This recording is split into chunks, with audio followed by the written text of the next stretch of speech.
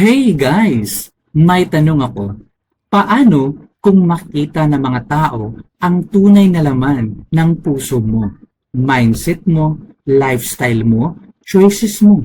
Makikita ba nila si Jesus?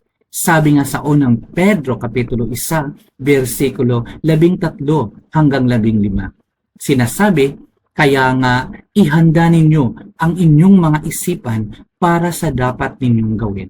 Maging mahinahon kayo at lubos na umasa sa pagpapalang tatamuhin ninyo kapag nahayag na si Hesu Kristo. Bilang masunuring mga anak, huwag kayong umayon sa masasamang pagnanasa tulad ng ginagawa ninyo nung kayo'y wala pang tunay na pagkaunawa. Dahil ang Diyos na pumili sa inyo ay banal, dapat din kayong magpakabanal sa lahat ng inyong ginagawa. Ibig sabihin, bilang anak ng Diyos, dapat kitang-kita sa buhay natin ang pagkakaiba. Focused mindset, kumakapit sa pag-asa kay Jesus, umiwas balik sa old habits, at nagpapakita ng kabanalan sa lifestyle natin.